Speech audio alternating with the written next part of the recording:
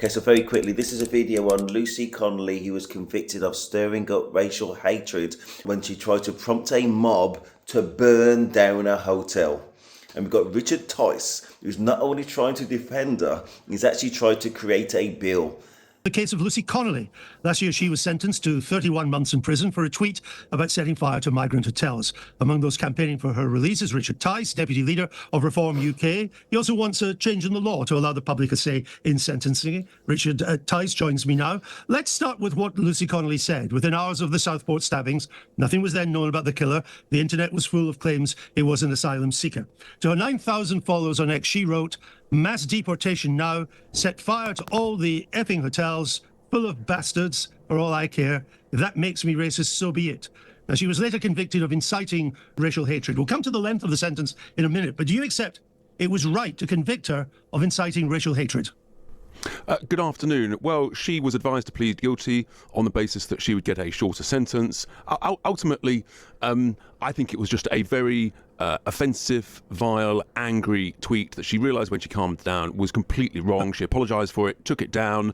Yes, it was on the edge, right on the edge. But the real question is, she recognised it was wrong. Did she deserve to go to prison for any time, a long time? I think many people rationally would say no. No, I've said we'll talk about the sentence in a minute. I'm still not clear if you think it was right to convict her of inciting racial hatred. I think it was on the edge. I think some people say yes, some people say no. I think on balance, I'm just on the balance of no. But look, it was completely wrong, offensive. Everybody understands that. And But she had a habit of nasty tweets, didn't she? 4 days before the Southport murder, she responded to a video shared by extreme right-winger Tommy Robinson, showing a black man being tackled to the ground for allegedly performing a sex act in public. She posted, Somalian, I guess, loads of them, followed by a vomiting emoji. To an anti-racism process in Manchester, she wrote, "I take it they'll all be in line to sign up to house an illegal boat invader then. Oh, sorry, refugee. Maybe sign a waiver to say they don't mind if it's one of their family that gets attacked, butchered, raped, etc. by unvetted criminals." There's a pattern here, and it's not a very pleasant one, is it? I'm not saying it is, but either you believe in free speech or you don't. And the question is whether you're breaking the law. None of that stuff is, in my context, very nice, but it's not breaking the law. And the whole point of being in a democracy that prides itself on free speech is, in a sense, you shine the spotlight of sunshine on people's thoughts. That's the reality. You're stigmatising a whole group that attacks, butchers, rapes. Either we believe in free speech or you want to censor everything, in which case, then we're living in a very different country to what the vast majority of us want to live in. That is the reality. Then the question is, what goes beyond the law and breaks the law? What incites violence? And if that occurs, what is the sort of the judgments imposed? And are we going to be consistent about applying the law and judgments and sentences, or are we going to be inconsistent and have two-tier justice because it suits the Prime Minister and the government of the day, effectively to instruct the judiciary to impose very harsh sentences, which is essentially what they did. And that then makes people, like Lucy Connolly, a political prisoner. Well, let's come to the sentence. She was given 31 months, and you think that too harsh. What would have been a fairer sentence?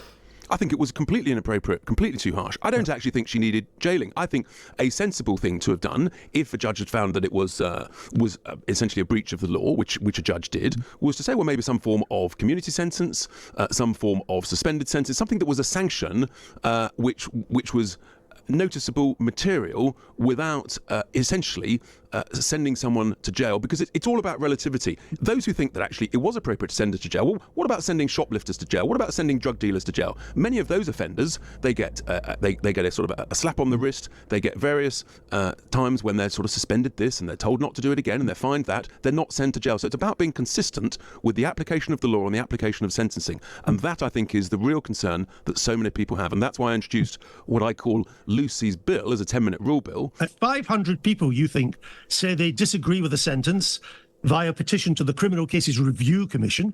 It would be under pressure to refer the decision, the sentence, to a court. I mean, it's pretty easy to drum up 500 names on social media these days. It's a recipe for chaos in the system. No, far from it. It's a recipe for a treble check that provides comfort and confidence amongst the British people that actually our judges, our legal system is getting it right. Because you've got the sort of the single check of the original sentence, then you've got a court of appeal. But if 500 people, and it couldn't be done electronically, this would be signing a piece of paper. And you can debate the number, whether it's 500, should it be 1,000. But the point is, it provides a treble check to say to a judge, noble learned judges occasionally get things wrong, to say, actually, we think you've got this wrong. Could the sentence, not the original judgment, but the sentence, be sent back for treble checking to ensure that it is consistent and comparative with other sentences at the time? That's what Lucy it is. Connolly's sentencing appeal, it went to 3 judges, and they were unanimous that her sentence was not too heavy. It was in 2 processes, but the view, I think, of many people up and down the country is that the sentencing was too heavy, and therefore, if 500 people signed a bit of paper, it would go to the Criminal Cases Review Commission to look at it, to make a decision in 8 weeks whether it should go for a treble check in front of judges in that instance. So it actually provides extra confidence to the British people that our legal system and sentencing is consistent and is fair. And I think we shouldn't be afraid of that. It provides extra reassurance that people are getting it right. 500 busybodies. I mean, have you thought this through? It's a get out of jail card. What, Andrew, it's a get out of jail card for Extinction Rebellion, Palestine Action, and Just Stop Oil. Fine, then let's have a debate. If you think 500 is too few, maybe it's 5,000. But the point is, it is a treble check to be applied where people have got it wrong, whether it's too lenient or too harsh. So it could work both ways. I actually think that a bit of involvement of the public, never underestimate the gut instinct and common sense of the great British people. I think it's a very good thing, and I've had actually a lot of support. Or 500 pub boars. Anyway, look, I just got one final question for you. Isn't this case now going to resolve itself? At least in terms of her being released. I understand there's a good chance she could be released next month, having served 40% of her sentence. I think there's a good chance. Richard Tice, Deputy Leader of Reform UK. Okay, so this one is really not complicated, and I've got another video just after this one which goes into the details about the Lucy Connolly case and touches on the proposal Richard Tice has just put forward. This is a lady at the middle of a riot who was trying to prompt a mob to burn down a hotel and presumably everybody that's in it. Now, does she deserve everything that she got, or does she not? Do we want people encouraging others to burn down buildings where people live? Yes or no? Does that sound like the type of society that we want? His solution is that 500 everyday people who are not legally trained and don't know the detail of the case, aka attended court, somehow have some sway on the outcome. Now, there's already a judge there and there's already solicitors there, and he wants to radicalise the legal system in the UK by the sway of 500 everyday people who are entirely disconnected from a given case. Now, does that make any sense whatsoever? And is that a corruptible system, or is that robust? We've had a robust judicial system in this country since the beginning of forever, which has gone throughout the rest of the world. And he wants 500 random people who are not legally trained and possibly politically motivated. Now, does that sound like an equitable and just system to you? He said the most stupid things he could possibly say out loud. He's embarrassing himself and he's embarrassing the country. How can he be the deputy leader of anything? He's one of the most stupid people in the world if he doesn't get it. And what we teach in the future generation, and it's really not complicated, if we say it's okay for even one person to encourage that somewhere is burnt down and everybody in it, is that the kind of society we want? Yes or no? And if we think that's okay, then that person will learn the hard way that that's actually a criminal offence, and that will end you up justifiably in prison. There you go. It's really not that complicated. People stay within their own lanes and you go about your life and keep within the law. It's really that simple. Got another video after this which touches on the detail of Lucy Connolly, the lady that this gentleman in Reform has actually created a bill to defend. He's a piece of shit.